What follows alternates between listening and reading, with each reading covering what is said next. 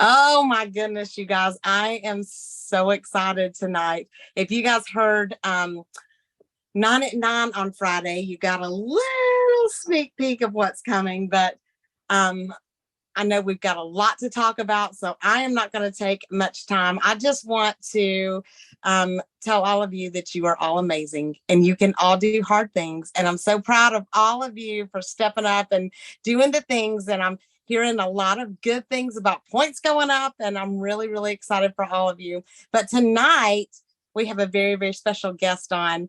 Um, this is my mentor and my friend, Kevin Paul Scott. He is from here in Georgia. He started a company that creates leadership programs for Chick-fil-A, for the Atlanta Braves, the Baltimore Ravens, Coca-Cola, and so many others all around the world. His business has been #1 on the best places to work in Atlanta, just like a Singular has in Utah. He inspires his team and he inspires others, including me, to help people be passionate about what they're doing and their jobs. So he just released his 4th book, which is absolutely just, it's hands down. I love all of his leadership books, but this one may be my favorite. Not, we'll give you the information on how to get it and how to order it later. But I want to go ahead and introduce Kevin to all of you and let you go ahead and just introduce yourself and tell a little bit about what you're doing and why you're on here. Thanks, Melissa. I worked on this book so that you would invite me back to help with Singular stuff. You hadn't had me on in a while, so I'm excited to be back. It's good to see. I see like Stacy. I see some familiar faces on here from other fun events. So this is a lot of fun. Hey, I know that you guys are doing amazing things. You're making a lot of impact. But I also realize that there are a lot of seasons where things are hard. Even when you work with an incredible company, alongside incredible people, selling incredible products, there are just times where we feel like we're not as inspired as we used to be. I'm not going to ask you to raise hands, but you can probably think, some of you right now may not be feeling as inspired as you were 3 or 4 months ago, or 6 months ago, or however long you've been helping being a part of Singular. So if you're uninspired right now, unfortunately, that means you're in good company. That's a bad thing. We don't want to be there, but this is the truth. Gallup just released a study about the current state of the workforce. And I actually want to do this because you guys are great in the chat. I want to ask you to write in the chat. They studied how many people they believe are disengaged at their work. What percentage of people are disengaged at their work? I'd love to hear. I want to see some of your answers. 92%, 90%. There we go. You guys are all 76, 85. Wow, you guys are great at responding. 80. Wow, a lot of answers in here. So the current state, y'all are all in the right ballpark. I'll just tell you this. The current state is 79% of people at work are disengaged. That actually breaks down into 2 different numbers. 63% are what they call disengaged, like they don't love what they do, they're not excited about it, they're not happy. But an additional 16%, so 63 plus 16 is how we get the 79, 16% are what they call actively disengaged. Okay, these are people that don't just dislike their jobs, they like show up every day trying to burn the place down. That may have been how you ended up in the Singular business, is you quit something else. Okay, here's the good news for you. That means 4 in 5 people are in jobs that they're finding unfulfilling, that they're uninspired by, which is an amazing opportunity for you to introduce them to a business that can literally change their lives and the lives of those people they love. So it's a great opportunity. But the question we got to ask ourselves is, why are they not inspired, and why are we often not inspired? I want to give you 3 things real quick, 3 reasons, 3 of the key reasons people are disengaged at work. Number 1, they're not connected to the mission or the purpose. So number 1, they're not connected to the mission or the purpose. When you go back and think about maybe some things you've done, maybe you just felt like you didn't really have that connection. Maybe even at Singular, you bought into the mission, but You may be feeling not as connected as you used to. That's one of the reasons. The second thing is they lack opportunities to learn and grow. So that's what Gallup says. They don't have opportunities to learn and grow and develop. The third reason, the third thing that they're looking for, why they feel disconnected, is they do not feel cared for at work. So 3 reasons that 4 out of 5 people are disengaged at work. They're not connected to the mission or the purpose. They don't have opportunities to learn and grow, and they're not cared for at work. Each of those 3 are something that you uniquely offer people: a connection to a purpose worth having, opportunities to learn, to grow, to build their own business, and to be cared for at work. And so each of those really matter when it comes to being inspired. So Melissa, let me hit this, and then we're going to do this kind of a Q&A. Does that work? You ask me some questions, and then later on, we'll turn it over to everybody to ask questions. Over the last several years, I've had countless conversations where I've asked people, are you engaged at work? Are you inspired at work? Almost all of them say that they're not engaged, they're not inspired. But then I ask them a second question, and that question is there a time you've ever been inspired? You've ever been excited about work? You've ever been engaged? And everybody can think of something. They have these moments they think about in their personal life, or in a ministry they were volunteering for, in their work where they were truly inspired. And what I found is that in order to be inspired, 3 things have to always be present: purpose, problems, and partners. Purpose, problems, and partners. You're going to want to write those 3 down, because we're going to come back to those 3 over and over tonight. Purpose and problems and partners. Melissa, I'm going to turn it to you. Which of those 3 would you want to dive into first? Well, let's just start with the first one. Let's talk about the purpose and why that's important. Okay, let's talk about purpose. I would love, maybe if in the chat, I'd love to hear some of the things of what is your personal purpose. For those of you as individuals in here, what is your purpose? What's your goal? What's your purpose in your business? To help others. I love seeing some of these. Help other struggling mamas.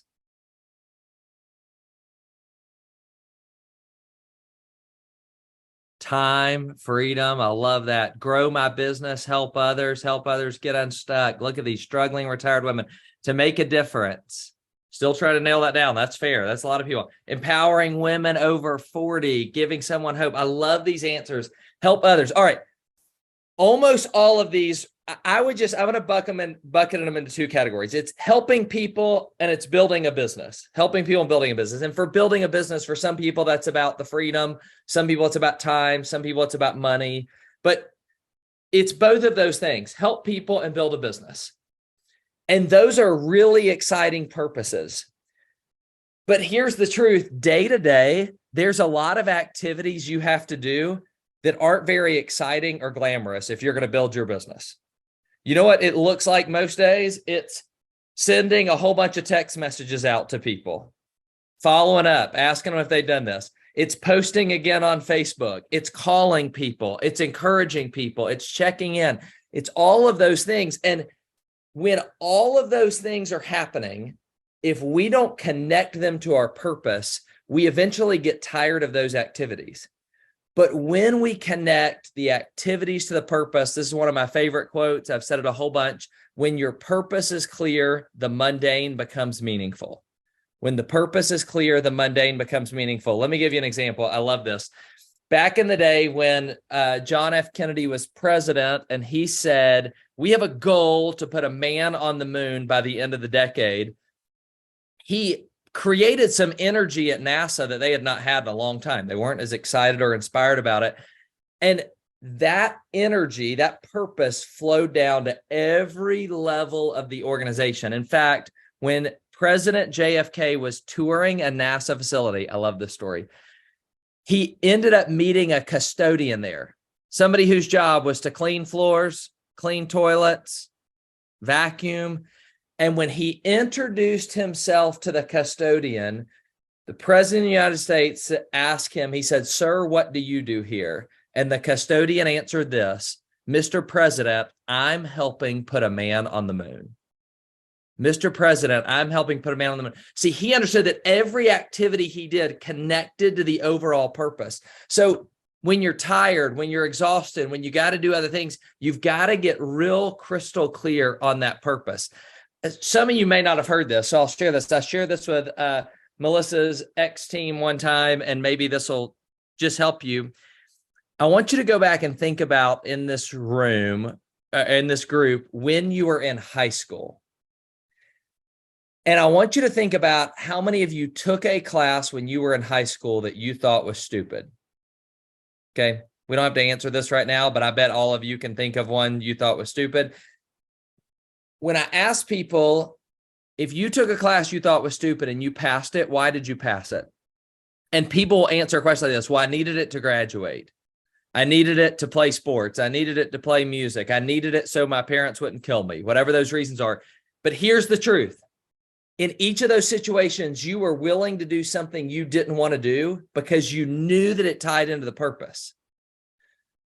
If you'll get serious about your purpose, you'll be willing to do the hard work that it takes. You'll be willing to make the extra phone calls, to post the extra times, to try a little bit harder, to ask another question, because when you get clear on your purpose, it's amazing how that works. Now, what does that mean for the people that you sign up, for the people on your team, for the people that you're helping change their life? How do you help them? You got to do three things for them. You got to determine the purpose, help them figure out what their purpose is. And you got to remember it's different for a lot of them. Some of them, they want time. Some of them want freedom. Some of them want money. Some of them just want to quit the job they're in, they hate. Some of them want to spend more time with their kids. What is it that they want? Determine the purpose. Then revisit it over and over and over. Because guess what? They forget it. You forget it, and I forget it, and they forget it. So you need to write down what their purpose is. And 2 weeks later, when they're frustrated, you got to remind them of it. And 2 months later, when it gets tougher, you got to bring it back up again. And at the beginning of the year, when people are broke from Christmas and sales aren't as high as they used to be, you got to remind them of their purpose. So determine it, revisit it, and connect their activities to that purpose. When you can tie those activities of how their actions and activities will help accomplish their purpose, it's amazing how they'll be willing to do things they wouldn't otherwise do. So number one, if you're going to be inspired, you got to have purpose. Purpose is paramount. Melissa, how about we go, do you want me to tackle, how about I tackle problem next? Yes. Okay. Problem. Now, some of you, you're tracking with me on purpose. You're commenting and you're like, I get it. I need to be reminded. I need a purpose, but Kevin, I don't need any more problems. I got enough problems in life. I'm not looking for more problems. But I have discovered a really unique thing when it comes to people who are inspired. And I actually am going to ask you a question. Well, let me share this with you first. Melissa, I'm going to share something I shared with your team one other time because I think this is valuable. One time I was in front of an audience and I wrote 4 words on the board. I wrote the word simple and complicated and the word easy and hard. Simple and complicated, easy and hard. Should we make things in life more simple or more complicated? Anybody? Simple, simple. I can see you saying it. Simple is right. Then should we make things easy or hard? Most of the time people say easy because I'd like things to be easy, but the truth is, this is right. Stacy, Kathleen, or Kayleen, Pamela, all hard. Here's what I want you to think about right now. And I would love for you to put this in the chat. What are the things in your life, one thing you've accomplished in your life that you are most proud of? What is something in your life that you've accomplished that you're most proud of?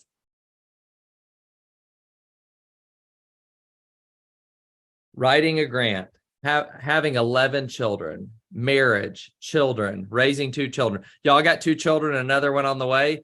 That's hard. That is hard. Family, historic home, 18 years of marriage, 2 healthy kids. I love that. I love easy times create weak people, hard times create strong people. Stacy, Melissa, hitting executive, losing a bunch of weight, finishing masters while raising 2 kids, all of these things. Y'all, every single one of the things that you wrote on here are hard things. Think about this right now. Everything we've done in life that we're most proud of is hard, yet most of us spend most of our life trying to make our lives easier. The things that we've done in life that really matter are hard, but yet we try to do things easy. What's the easier way to do it? What's the easier way out? And the truth is that if you're going to be inspired, you got to have a purpose. You got to have a goal you're shooting for, but you got to have a challenge to overcome. When people are trying to do something, and I like that combination of simple and hard, simple and hard. Simple and complicated is about systems. Easy and hard is about effort. Y'all, that's one of the things I love about Singular. Singular has created a system that is simple. Simple is good. It's a simple system, but it's not always easy. I'm going to go ahead and say it before Melissa calls me out on it. I've got an 8-day box sitting at my house that I've been supposed to be doing for about 2 months that I haven't done yet. And I know she's going to call me out on it, and I need to do it. My wife asked me earlier today, when are you going to actually do that? She said me doing the 8-day is, even though I may be a little bit grumpy at the beginning, she thinks it's better than us investing in all new clothes because my clothes don't fit. So the system is simple, but it's still hard to do. And so this would just be the challenge that I'd have you think about. What are the hard things right now that you need to do? You know, nobody brags about doing things that are easy. Anybody ever run a marathon in here? I'd probably die if I hear some people raising their hands. These are people, Melissa, you got impressive people on here. That is impressive. You know, I have friends that run a marathon that literally put a 26.2 sticker on their car or a magnet because they're proud because they did something hard. Y'all, I've probably run a mile once in my life. I'm not putting a 1.0 sticker on my car. Nobody is inspired by my 1 mile. People are inspired when you do something that is hard. And so purpose is where we're headed. Problems are the obstacles we have to overcome. Let me tell you one quick story on this one. And then Melissa, we'll hit the next one. This will kind of lead into the next one. So my wife and I have 2 kids. We got another one on the way. And I will never forget my first road trip with our son. He's now 4. We went down to visit my wife's parents. They live about 3 hours away from us. We're headed back home, and we're almost an hour home. Did any of y'all try to beat the GPS when you're driving? I see a lot of ladies on here. Ladies have this problem too. They don't admit it as much as some men do, but it's like it's a goal to try to do this. So I'm beating the GPS. I have an hour to get home. I'm so excited. And it's about that moment that I start to hear or smell the smell from the back seat. Any of you that have kids, a lot of you had this. That was, we had to get off and change a diaper. We got off the interstate exit. We pulled in a convenience store parking lot. I decided to be a good dad. We opened the back seat. I put my hand around the back of my son to get him out of the car. Some of you are already shaking your heads because you know what I'm talking about here. This in parenting is what we call a blowout. The diaper could not contain everything that was in there. It was disgusting. I remember holding him out here going, if there would have been a water hose at that place, I would have hosed him down in public because it was just the most disgusting thing. Okay. I changed that diaper that day, but not because I wanted to change a diaper, but because really I had a purpose. My number one purpose is that I love my son. The problem is there was obstacles in my way, but I was willing to do things I didn't want to do because I was passionate about the purpose and I was willing to overcome a problem. That's a silly example, but the truth is, if you're going to stay inspired, you got to have a purpose and you got to have a problem. Let me hit this third one for you because this one may be the most important in this business. It's why you have community and calls like this. It's why you have things like 9 at 9, because not only do we need purpose and problems, but we need partners. Okay. Anybody been stressed out lately? Anybody been stressed? I see these people hugging up there. I like that. Tammy and whoever's with you, y'all are in it together here. All right. if you've been stressed at all, I heard this story where they had these gorillas, and they were trying to understand how the gorillas responded to stress. And so they put all these brain and heart monitors all over this gorilla, and then they do these crazy lights and a lot of noises. They create this stressful environment, and they measured the heart rate of the gorilla went through the roof. Here's what's amazing. The next day, they did the exact same thing, but the gorilla was in the cage with its best friend. And they still had all the lights and all the sound, but the gorilla's heart rate was half of what it was when it was alone. One of the things that Gallup studied when they said we need to be cared for at work, when people have a best friend they're working with, when they have a friend they're working with, they're so much more willing to get through the things that are tough. Every single one of us needs people around us that care for us, and we need to be the ones that care for them too. We've got to create a sense of community among the people we're working with, helping people that are working separately feel connected. I love this. Here's a line that Chick-fil-A uses with their owner-operators. I think it's perfect for Singular. Chick-fil-A tells their owner-operators, you're in business for yourself, but not by yourself. You're in business for yourself, but not by yourself. The best way to do your business is for yourself, but not by yourself. And I would just encourage you that words matter. The words that you use matter. I know that I think Singular right now, Melissa, is switching language on some things. It's not called a distributor anymore. What's it going to be called? XBrand Partner. XBrand Partner. Okay, I love that it's called a XBrand Partner. Our biggest client for our company is Chick-fil-A. And every other group we work with, Coca-Cola, these other businesses, they call our company a vendor. Chick-fil-A doesn't call us a vendor, they call us a partner because they say words matter. You're not somebody that we just exchange services with. We want each other to succeed. My very first meeting at Chick-fil-A, the head of marketing sat across the table from me, and as we were signing the papers, he said, we may not be your biggest partner, but we want to be your best partner.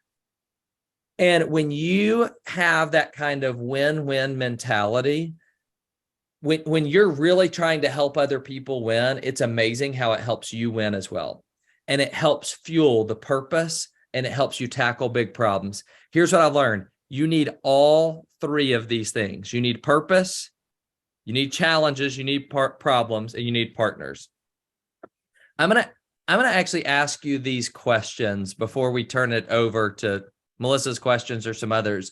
But if you're sitting here right now and you are not feeling inspired, I want you to think about which of those is missing. If maybe you've lost some of your passion for your business, if maybe it's been tough lately and so you just don't feel as connected, what is it? Which of those three is missing? If you feel aimless right now, if you feel aimless, you need to center on your purpose. You need to go back to what is it that you're shooting for? What's the aim? What's the goal? If you're feeling apathetic, you need to re-energize yourself about the problems that you have. Re-energize yourself about the challenges that you need to confront. Get yourself geared up to do it. And if you're feeling alone, you need to remember, look, I mean, you just look on this call right now and you'll see people that are in this business with you, people that want to be partners, that want to help you. You don't have to do this business in a way that's isolated, that's empty, and that's alone. You may be kind of on a solo area where you are now, but if you can remember that you've got people in it with you, all three of those together will help you feel inspired every single day. So, Melissa, I'm going to stop rambling for a minute.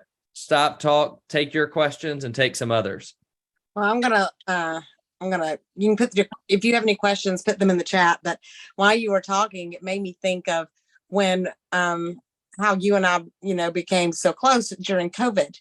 We had a big problem that we had to overcome because we both go to the same church, and we have a church full of older people that don't know how to use social media.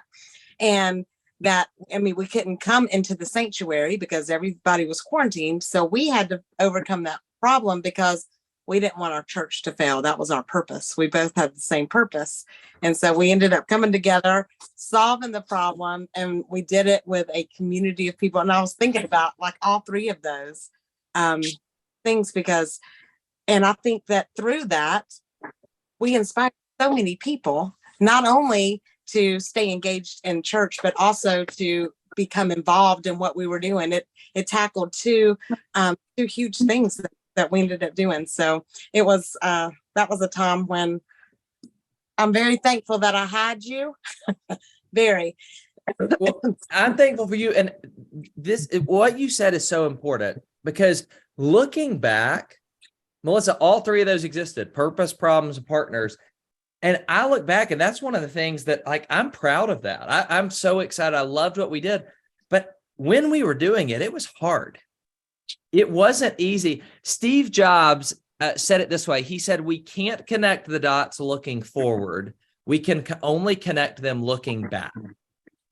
And there are times right now where it's a little bit difficult or it's challenging and you don't understand it all. But when you get down the road, you can look back and see how each of those separate instances led you to where you are today. So, Melissa, I love that. Thanks for sharing that. Is there any questions out here? Yeah, he's opening it up. I got one, if I can do it verbally. Go for it.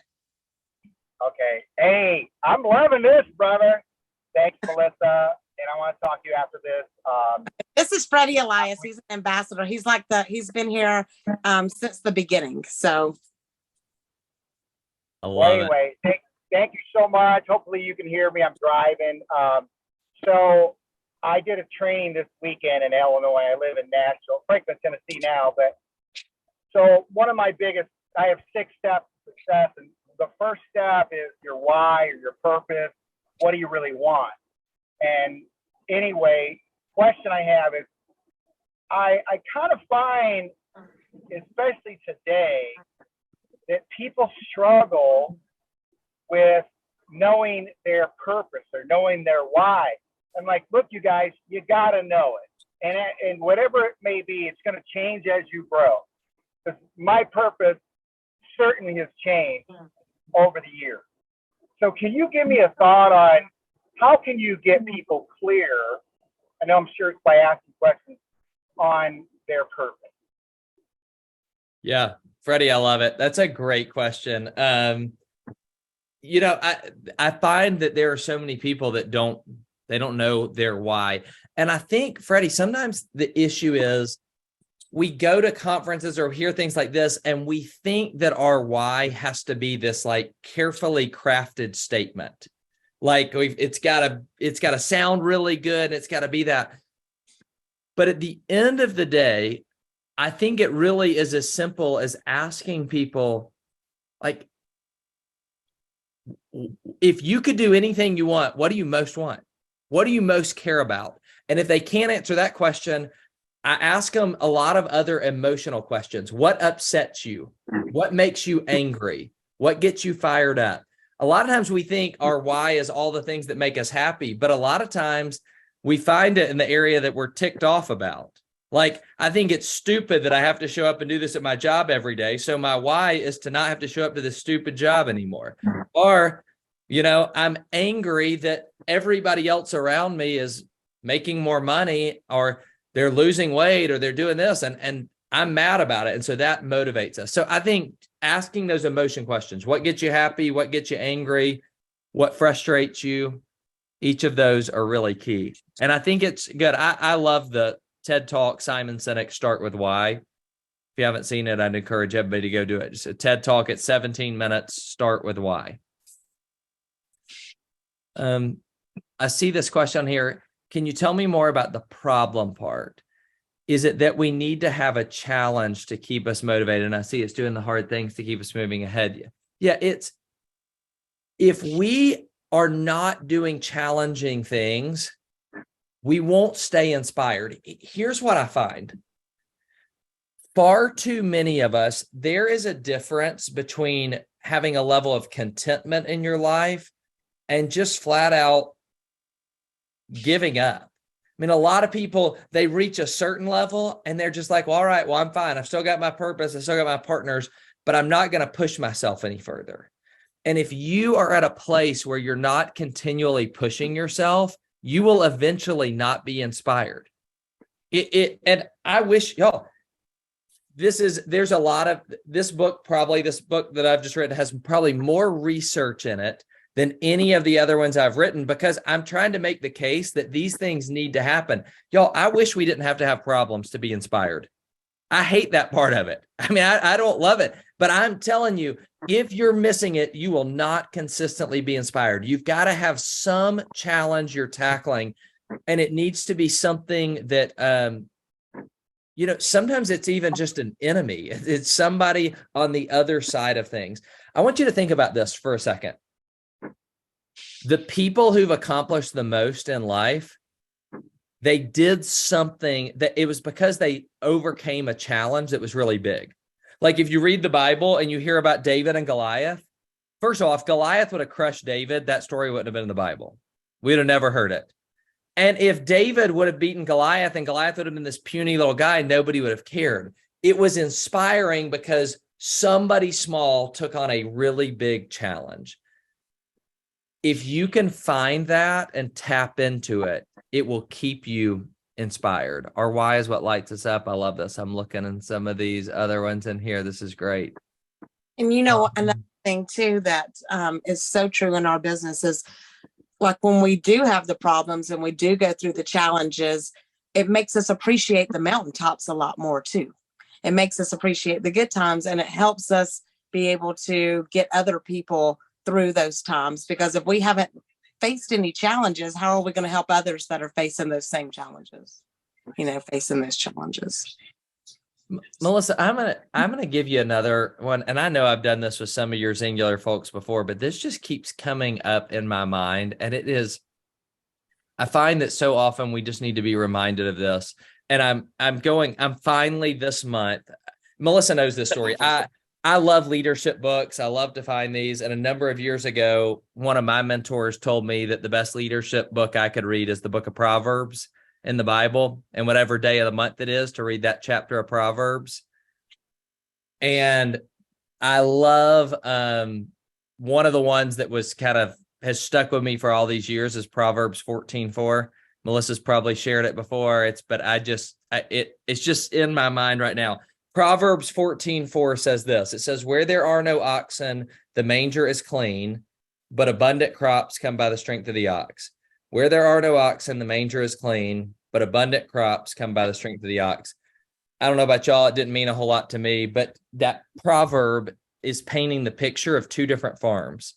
On one farm, there are no animals, no oxen, and so the manger or the stable or the barn is clean. Here's what it means. On that farm, no animals, no crap. Is literally what it means. It's not King James, but that's what it means. No animals, no crap. That's got to be cleaned up. But on the other farm over here, it says abundant crops are coming, and they're coming by the strength of the ox. So on this farm, there's progress, there's abundance, there's harvest, there's results that are happening, and they're happening because there's an animal there to do the work. What it doesn't say, but it implies is on that farm, somebody's got to grab a shovel because there's some crap that's got to be dealt with. And on the surface, the farm with no animals sounds appealing. But y'all, that's a business that's going out of business. And the truth is that the farm that we want to be on is the farm where there's progress and there's results, but that comes with some side effects, and that side effect is called crap. And there's times in our businesses we got to do some things that are difficult, that are frustrating. And so my encouragement to y'all is to grab a shovel. Because if this season seems hard, it's time to keep shoveling, because every time you're shoveling, that means you still have the opportunity to build a new business. It means you still have an opportunity to help people in their lives. It means you still have the opportunity to have financial freedom and go to the next level. And so that shovel, that's a side effect of progress. And by the way, The crap in one season is a catalyst for growth in the next season. That's what they use as fertilizer. So the challenges you're dealing with now, I believe that's going to help your business. And guess what? It may be something that God has you experiencing so that you can help somebody else grow and get through the part that you're stuck in right now. So I just encourage you to grab a shovel. If you want to stay inspired, stop looking at the crap and start looking at the growth and the potential. And when you reframe your problems in those ways, you have purpose, problems, and partners, you'll do the right things. Well, mic drop right there. I mean, there you go. I don't see any. I think he just answered that question that Andrea asked. But yeah, thank you, Kevin. I think we all needed to. I just saw Hannah say, I needed to hear this tonight. I think we all needed to hear it tonight. And I think Can that's I give you one more thing before we close? And then I'll let you close this. By the way, Kayleen asked, what was the TED Talk? It's called Start With Why. Start With Why. It's by a guy named Simon Sinek. I'll tell you, you want a sales tool for your business right now? Go watch that talk. He says, everybody talks about what they do, but the people who are most effective talk about why they do it. And when you'll talk about why you do what you do, your business will go to a whole nother level. Let me just tell you this one other story, just as we wrap up. Christmas Eve, 1910. Thousands of people are gathered in the streets of London for the Salvation Army's annual convention. At this point, so it's 1910, the Salvation Army had been going on for 4 decades. It was started by a guy named William Booth in 1865. And this was resonating in my mind because so many of you said your purpose is to help others. William Booth believed that everybody deserved a chance, that thieves and gamblers and drunkards and prostitutes, all these people deserved an opportunity. That's why he started the Salvation Army. Things like food, a place to sleep, clothing, and love. 4 decades later, 1910, they're gathering for their annual convention. It was cold. Times were tough. They had very little funds. It was one of the toughest times, and they needed their leader to step up and inspire them. But as they gathered for their convention, William Booth wasn't able to go that night. His health was failing. He was nearing the end of his life. So instead of going, he sent a telegram. Okay, I know that's tough for us to think about now, because we think about sending an email or maybe even putting something in the mail. But this is when telegrams were all the rage. And telegrams needed to be really short because you had to pay for them based on how many words were in them. And so at the exact moment he was going to speak, somebody came to the platform. They had the sealed envelope with his telegram, and they let the crowd know Booth was not going to speak, but he had sent a message, and the crowd got super quiet. And they wanted to hear what their leader would say to them. They wanted to be inspired. And the person opened up the telegram, and when they read it, there was only one word. And that one word was others. Others. That was it.